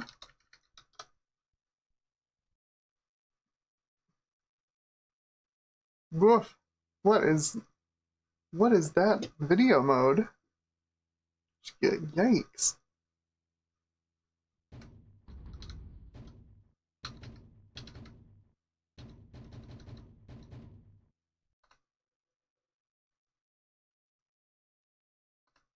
There we go. Okay. We'll do some benchmarking, huh? Time demo 1. Map. 2, I think that's what it is? Yes. I might have to turn this down. I'm going to guess this is going to be loud.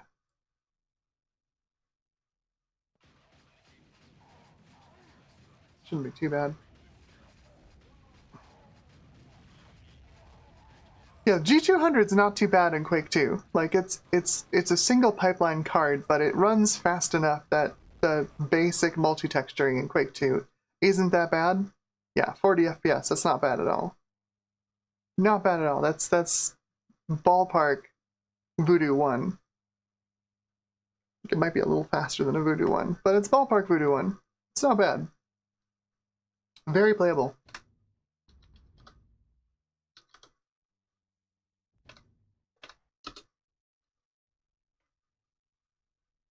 Pretty sure I have my keys set on this one. Yes, I do. Okay. Oh, I have time demo still turned on. Time demo 0. There we go. Things return to normal speed.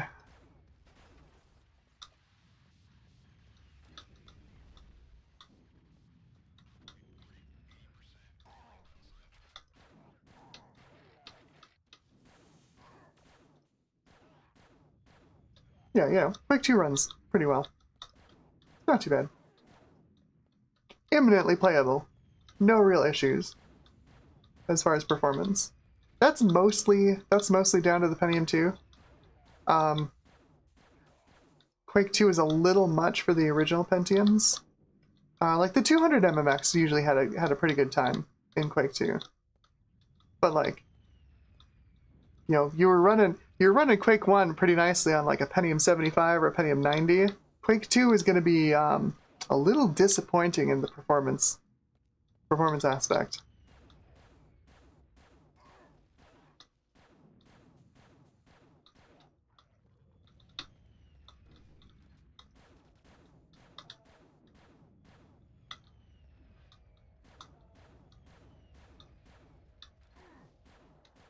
I wouldn't consider the AI in this game to be stellar.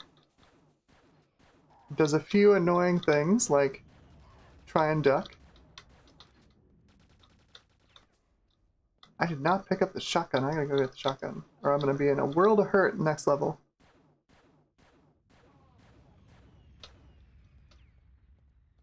go grab a shotgun. I guess I can pick up some grenades here.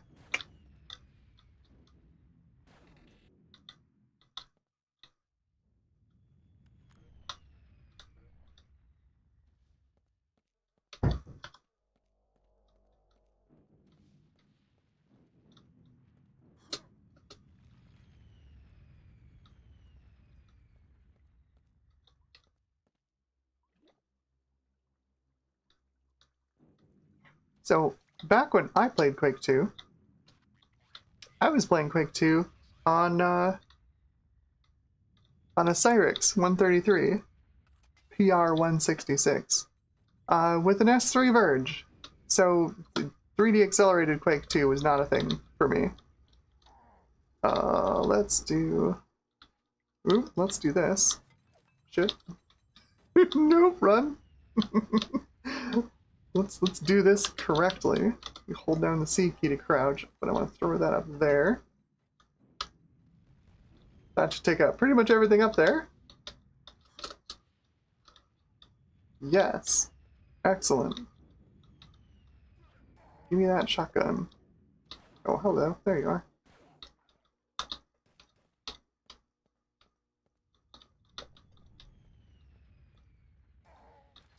There it is.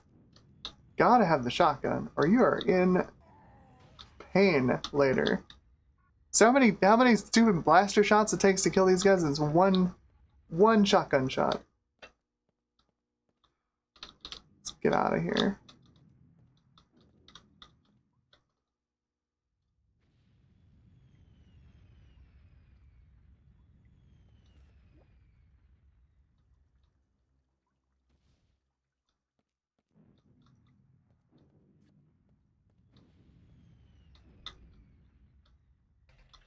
Got a secret? I don't think I've ever used the silencer. I'm not a huge fan of Quake 2, just as a game. It's not that great. I'm much more of a fan of the original Quake. I just love the setting more. It's weirder. It makes less sense. I like that. I don't like games that are grounded in reality. I can just go outside if I want reality. I want weird games.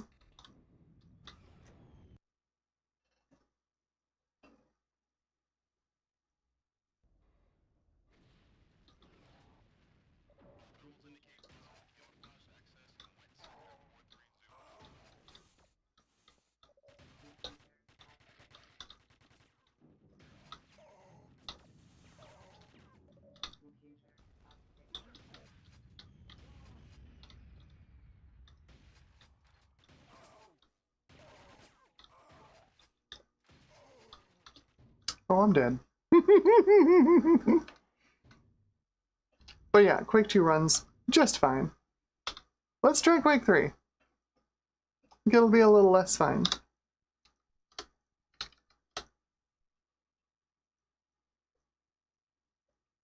Doesn't like the open GL that's on this. Is it because, yeah, because I've got an OpenGL32 DLL in there. I'm guessing that is probably a 3DFX mini GL. Let's try it again. It was! A bunch of 3DFX stuff littered all over this system. Okay, so we do time demo 1. We don't really, I mean, you should do this when you're benchmarking Quake 3, max FPS 0. Sorry, 0. So that you don't hit the 125 FPS limit or whatever it is. I forget what it is in Quake 3. This, no worries. We're in no danger of hitting that FPS limit in this. Let's make sure we're at 640 by 480. We are. Let's go to 16-bit because this is gonna struggle. It's gonna struggle a lot. All right, and then we do demo. Is it demo 1? No. What are the demos in this one? 001. There we go.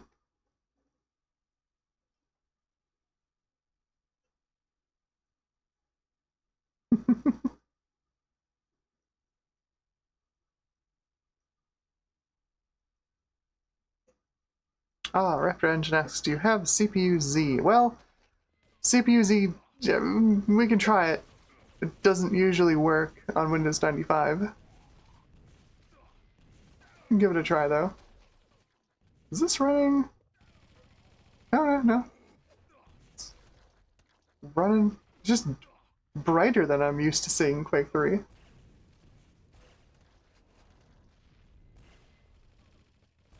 Those rocket plumes are so bright.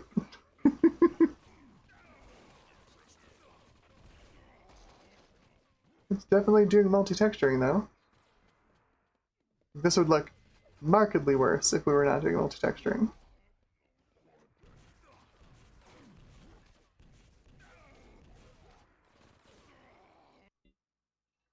So, final numbers for Quake 3, 26 FPS, which again, not awful. I mean, considering the hardware. Single pixel pipeline, DirectX 5 technically. It's fine. It's fine. 26 FPS. I think you can get over 75 with a Voodoo 3 if you have a fast enough processor. I'm pretty sure. I don't remember. But yeah, Quake 3 runs. It's almost cinematic. Ah.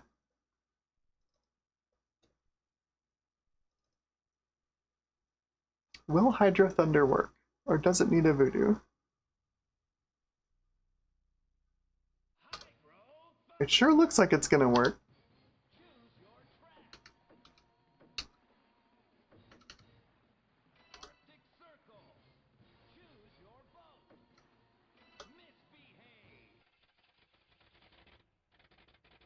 Don't remember the controls for this either. Oh, heck yeah!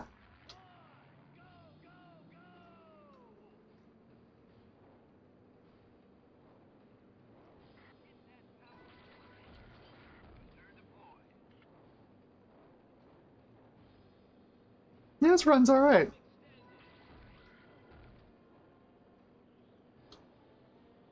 What is my boost button? Shift. Shift is boost button. Alright, cool. Let's go. God,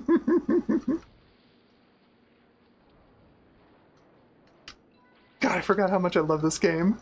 It's so stupid. I love it so much. Oh, I'm gonna miss that. Oh. I didn't miss it. Eee, I got the big boost.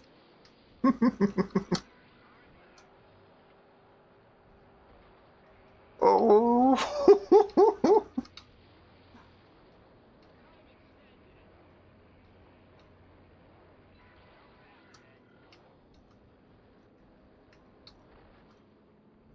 Did miss that one though. That's gonna hurt later.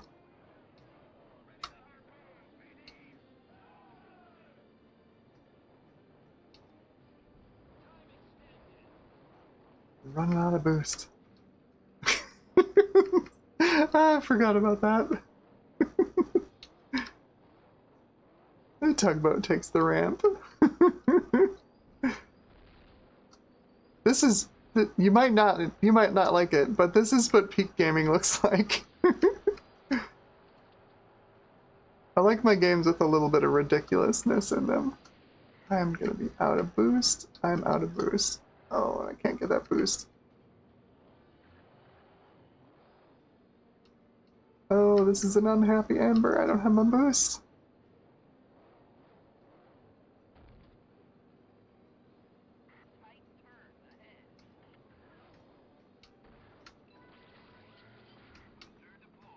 I'm glad the hitboxes on those are so large. That's the finish line. You will not take my spot from me. Ah, oh, 7th. Terrible.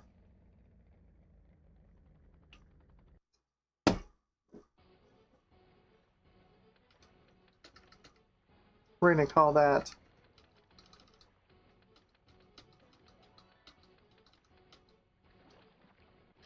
Ugh.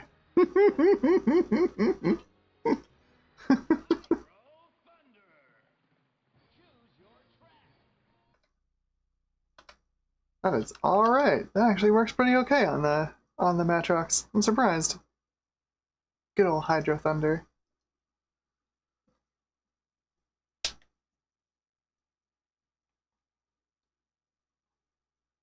Raptor Engine asks, does Windows 95 have a task manager? Sort of. So we do Control-Alt-Delete.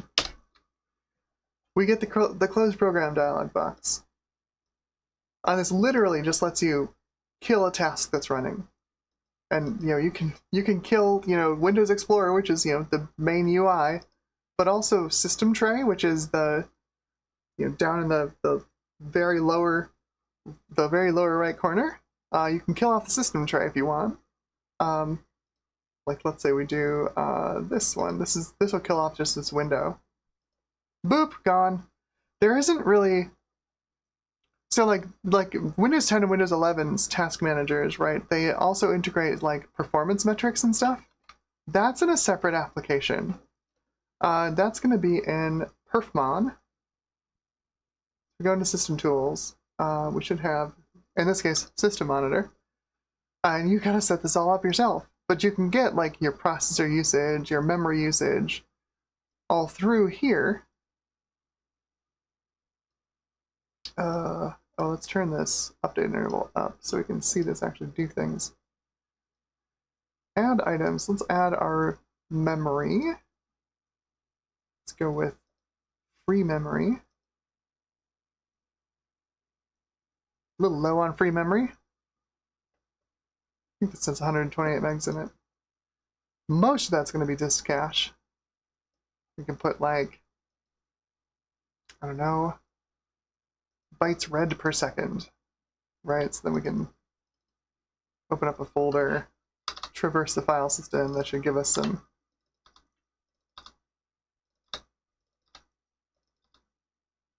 reads. And you can see we've got some reads per second there.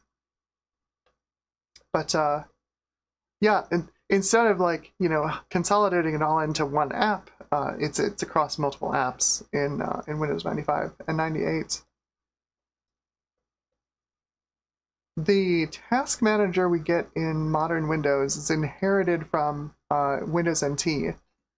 And Windows NT does consolidate a lot of this stuff into one place.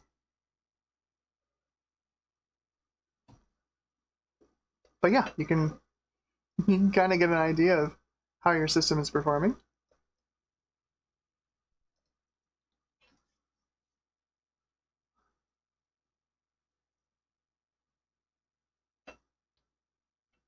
Nope. Fabrizio asks, sorry for my request. You're perfectly welcome to ask questions in chat. That's what it's there for.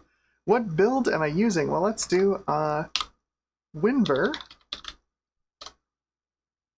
That's not helpful. Never mind. Let me pull up this system properties, and you can see we are running Windows 95B. So this is OSR2, version 950B.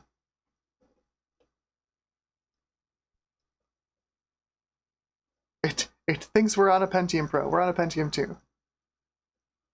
It's okay. It has no idea. But there you go.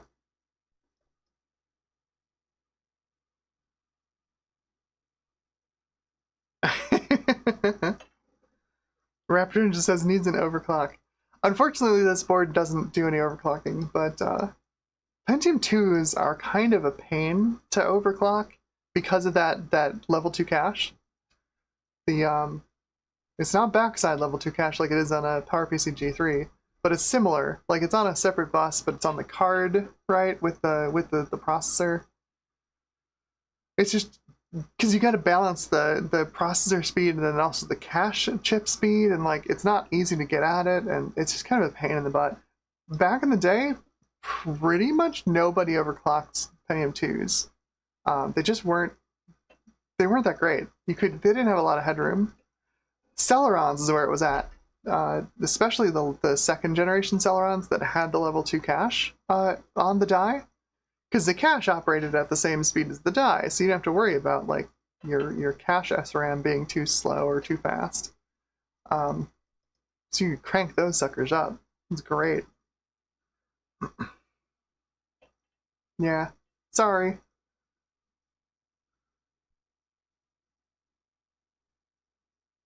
Exactly. Johnny Chang says Pentium Day shoots outside cache is the L2 cache is half the frontside bus speed. Well, it's not half the frontside bus speed. It is half the processor speed, and it's asking a lot when you get over 450 megahertz. Those cache SRAMs have a lot of trouble going over 225. I think that's going to be it for today. We're at hour and 45 minutes. Yeah, right, exactly. Chris Ducati says, hello, Amber. Hello. Pentium 2 is too expensive. None have them, only Celerons. Yeah, the Pentium 2 is really expensive. The I know Intel didn't want to eat the Pentium 2's lunch by launching the Celeron, which is why they pulled all the cache off of it, right? To make sure that it wasn't as fast as the Pentium 2. But the Pentium 2 is so expensive. It's so expensive. And then once they moved the level 2 cache on die on the Celerons, it's it was all over Pentium 2. All over. I think that's probably the reason that they put SSE on the Pentium 3 is that they were like, oh no, we need a product differentiator again. Everyone's buying Celerons. The Celerons are too fast. Not a phrase you hear today. The Celerons are too fast. Let's reboot in DOS. And we'll run some benchmarks, and then I think that'll be it for the stream.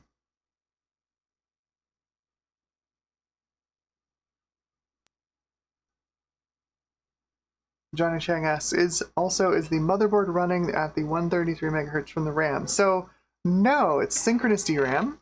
So it's running at the speed of the processor frontside bus. And the processor frontside bus, in this case, is 100 megahertz. 100 megahertz times 4.5, 450 megahertz.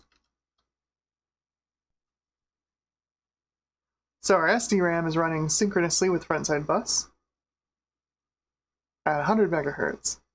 I think I've got probably PC133 in here. There's no reason to have PC100 because it'll just run at the lower speed.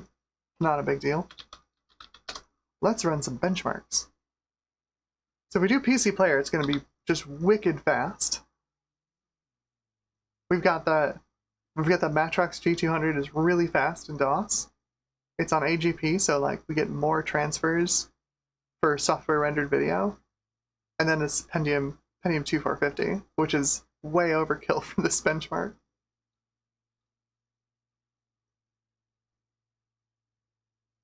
Yeah, 123 FPS. PC player benchmark is a high refresh rate experience.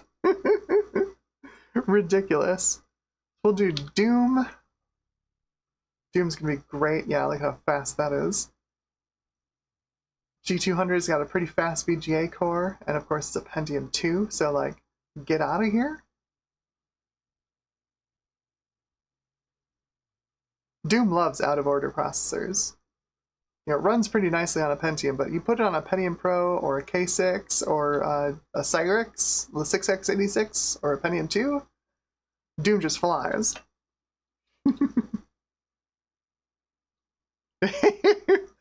After Engine says turn on rebar, I heard it helps with FPS.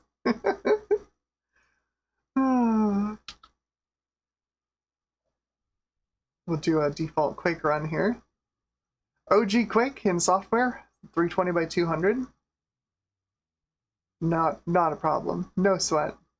Pentium 2 gives us almost 100 FPS. Almost 100 FPS. Now the trick is going to be the higher resolution modes. This should do 640 by 480 just fine. Right? If you divide your FPS by 4, because 640 by 480 is 4 times the number of pixels, we should get, maybe around 30 FPS-ish at 640 by 480. The question is, will we? Will we? And the answer to that comes down to how good is the Visa implementation on this card. So we're going to try it first without loading any drivers, any like Univibe or anything, and see how it does just in default. Do we get like 7 FPS instead of 30? Looks like we're doing okay. We're over 20. The demo itself is recorded at 20 FPS, so if it looks like it's running at normal speed, you're around 20 FPS. So we're just a little bit above 20.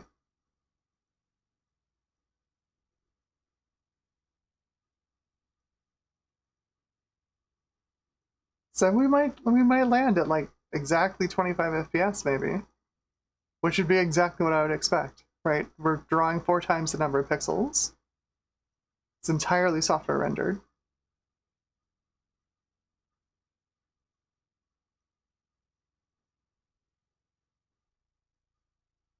Oh, not quite. 19. So, well, 19.9, 20 FPS exactly. So I thought we were a little over. We're not. We were exactly 20 FPS. So let's try a Visa driver. We should be able to get a little more performance out of this, I think. Let's do. We can try MTRR LFBE. That sets your memory type range registers, which is a thing that started to be a thing with the Pentium Pro.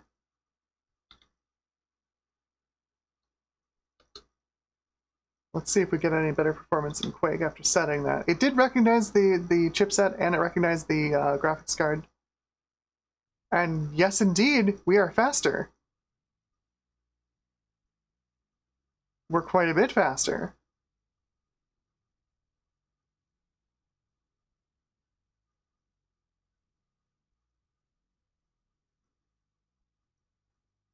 So this turned on write combining.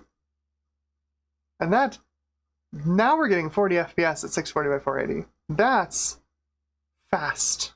That's fast. Which makes me think we should be able to get quadruple that in, normal 320 by 200, right? Right? Like we should be able to get 160 FPS with this, with write combining turned on. And that's all it is. Like we didn't even load like a Visa driver or anything. We just turned on write combining. Let's do map start.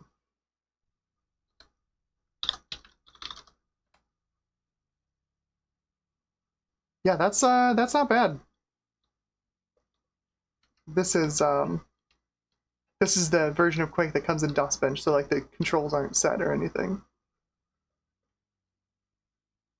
But that's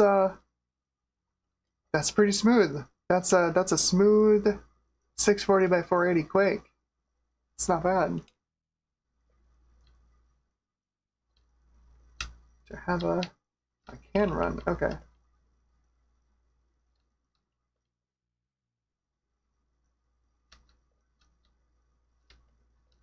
Not bad. Let's see what we get in 320 by 200. We might get that 160 FPS. As if, 100 FPS isn't enough, but it's never enough. It's never enough. I bet we'll get faster performance in Doom, too. Oh yeah, look at that. That's very fast. That's very fast. Well, 111. So we did gain 10% in 320 by 200, but the fact that we doubled our FPS at 640 by 480, really impressive. Just turning on the write combining and the memory type range registers. Let's see what Doom does. I imagine it's not going to be a lot faster. Maybe I'm wrong. That seems faster than even the previous run of Doom, which was very fast.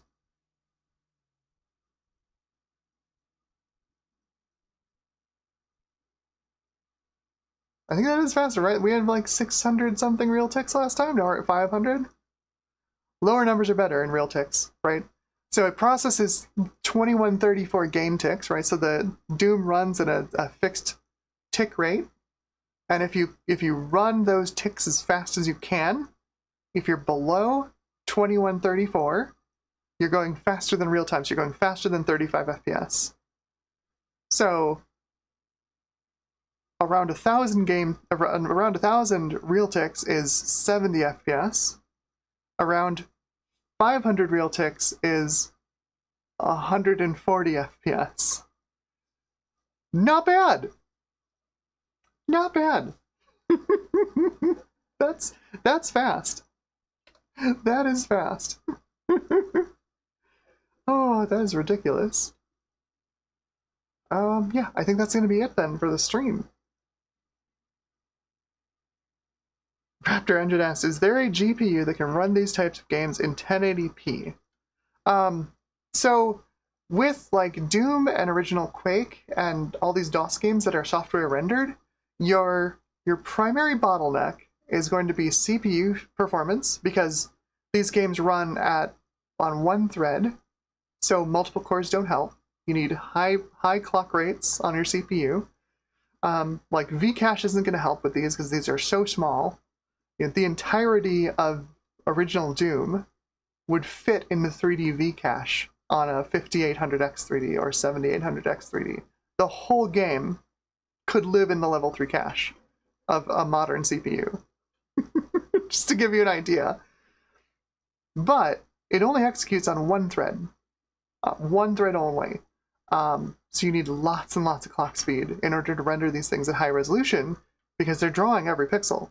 So then your bottleneck becomes you are moving pixels over your front side bus and over your PCI AGP PCI Express bus to your graphics card's VRAM, right, for the frame buffer. And that's where that MTRR LFBE tool there, if we press the letter U here on the DOS bench pack, that's what that does, is it sets up write combining, which lets you send multiple writes over the bus to the graphics card. And it means that the graphics card doesn't take over the bus during writes. You can do multiple writes at the same time, which speeds things up a lot. But like, so it's interesting, right? Are you familiar with the recent re-release of Doom that launched like a couple of days ago? Like Bethesda re-released Doom again, and it uses the Kex engine from Night Dive, right? And their engine is very highly optimized. And what it does is it finally takes the Doom renderer, that single-threaded Doom renderer, and it splits it up into multiple pieces. It renders multiple stripes of the screen, and it puts each piece on a thread, so you can get multi-threaded rendering.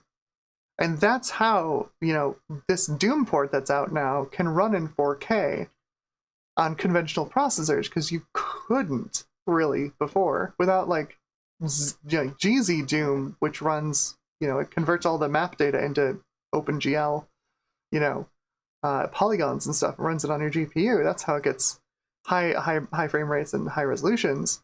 It skips the Doom renderer entirely and does its own thing. But the current port does software rendering, and it does it across multiple strips of your screen at the same time on different threads. It's really impressive, and I imagine it was a difficult technical challenge to solve, to get Doom to run at that high of a resolution. Something similar would have to be done with Quake, and I don't know if they did that with the Quake re-release. I mostly have been playing the Quake re-release in hardware rendering mode, but I know there is a software render fallback, but I don't know if they did the whole split it into multiple rendering stripes thing.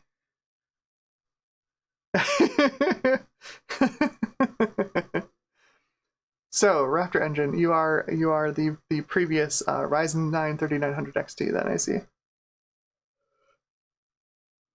So you're asking about your Athlon 2850E again. I don't know, honestly. I don't know if that's fast enough, because the 2850E is a low power chip. I think it's a mobile chip, maybe. 1.8 gigahertz. It should at least be able to run it at 720p. I think it probably would comfortably do that at 720p. But as 1080p, I don't know. That's a good question. You'd have to use a source port, because original Doom doesn't have resolution support above, mode X or mode Y or whatever it uses in DOS 320 by 200. And I have to say, like, if you're running it in, say, like ZDoom, or GZDoom, the software rendering options aren't quite as fast as the original renderer. So there's a little more overhead for running at high resolutions, but it will run at higher resolutions for sure. I don't know. It's worth a try. You know, I'd go grab it. There are places online you can find it. Alright, I think that's going to be it for today. I hope everybody's... I just tried to exit actual DOS. That's not going to work. Hope everybody had a good time. I certainly did. I'm glad everything actually finally worked. Let me get over to the A cam here. There we go. It's good to get back in the stream. It's been a while. I missed it, honestly. Y'all are great. I hope everybody has a wonderful night, and I hope the rest of your weekend is fun. It's a long weekend this weekend. Go out there and play some Doom, huh? Yeah. Alright, I hope everybody has a good time, and I will catch you in the next one. Next week, we are looking at my Quadra. I've got some upgrades for it, including some graphics cards we're going to try out, and a whole bunch of RAM to put in it. So I think that'll be fun. Alright, everybody have a wonderful evening, and I will catch you in the next one. May the PC parts be ever in your favor.